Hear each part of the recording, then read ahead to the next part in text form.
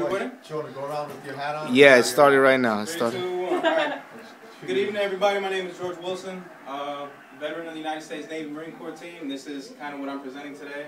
How to tie tourniquets. Something I learned to preserve life on the battlefield. On any battlefield, there's 65% die of mass multiple wounds.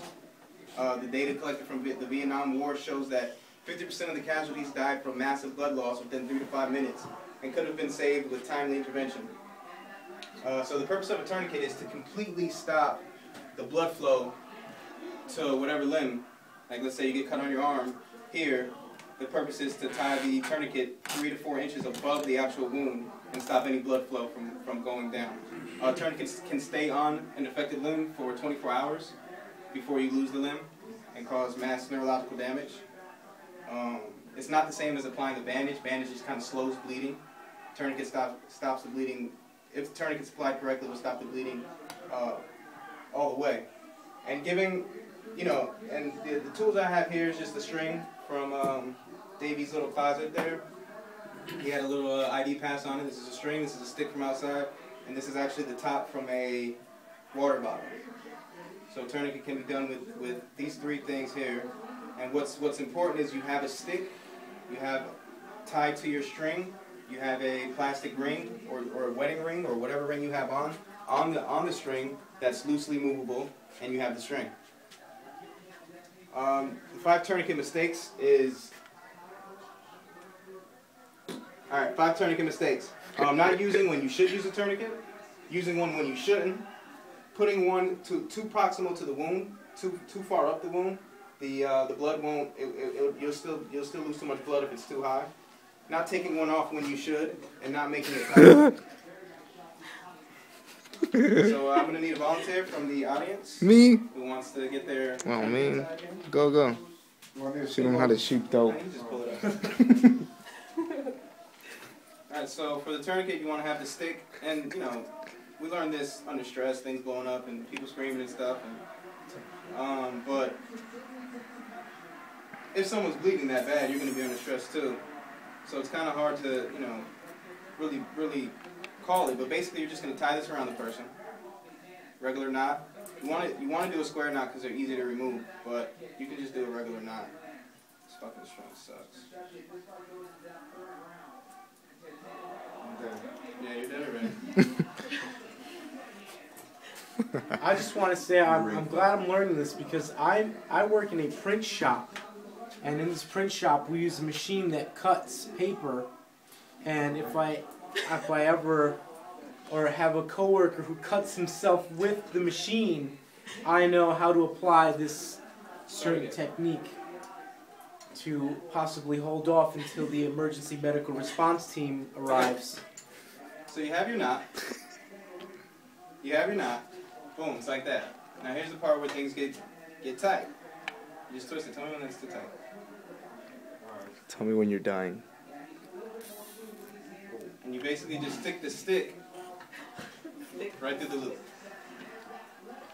And this loop is loose. You can slide it around wherever you need it. The string is not ideal string. You want a scarf or loose, nice loose, long loose thing that you can just slide this on in the stick. And basically, it's just going to stop the bleeding if he got cut in his hand. For a hand cut, you wouldn't really want to use a tourniquet for something like that. I mean, unless his whole hand was practically hanging off, you probably want to tourniquet that, obviously. What about a poisonous bite?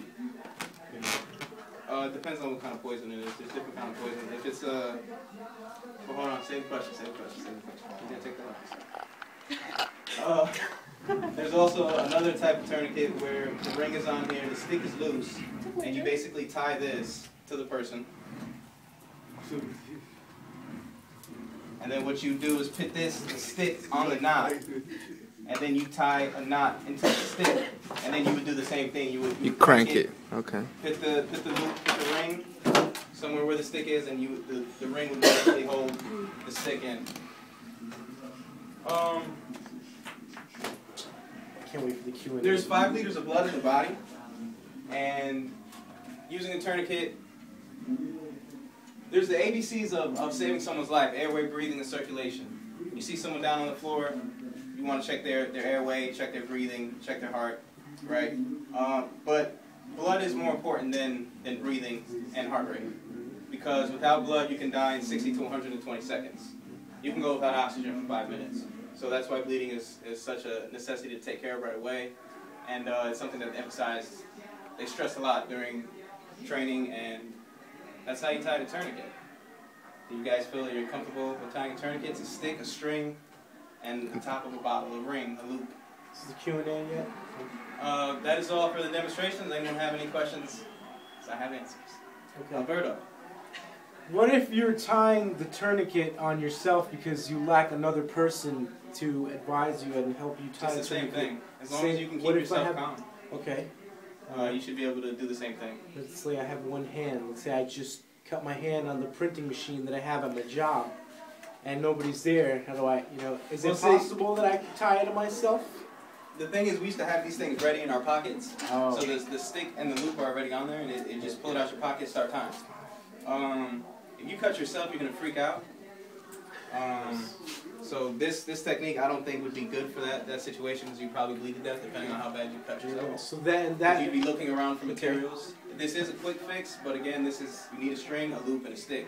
I mean, that's easy to find everywhere. I mean, if you have a knife, you can cut your shirt, cut a string of your shirt, get your water bottle, use your string and pull the loop off, take a pen out, twist it. There's your tourniquet. We practiced this and got it down into I think 35, 45 seconds. We could apply these tourniquets. Less. It's pretty good. Pretty fast. Any other questions? Oh, the snake bite. Well, yeah, if someone was to bite you, would it help cut off circulation from... The thing with a snake bite, it matters the kind of snake. There's neurotoxins and hemotoxins. Hemotoxin is going to act directly in the area it's in. So if you, for that kind of bite, a hemotoxic snake, you would want that to flow. You want the poison to flow, because it would kind of dissipate in your body. Your body will kind of handle it a little better. If you were to tourniquet that poison into where it's at, you would lose that arm. Like without a doubt, you would tourniquet that poison there, and it would completely eat parts of tissue. Probably in 3 or 4 hours. Some snake venom's that good. A neurotoxin, however, you definitely want to tourniquet it, because a neurotoxin will get down into your diaphragm and stop you breathing. So tourniqueting, I believe, with neurotoxins is definitely an ideal choice. Thanks. But I'm not, you're out there in the field to get bit by a snake, or out wherever you're at, you know what I mean? You get bit by a snake. It's always good to know little things that can help save a life or a limb. Yeah, life or a limb. Life or a limb. Any other questions? No. That's about it, man. Sounds good. Thank you guys, thank you for your time. Cheers. You should tourniquet his face. How long was that? Tourniquet his face.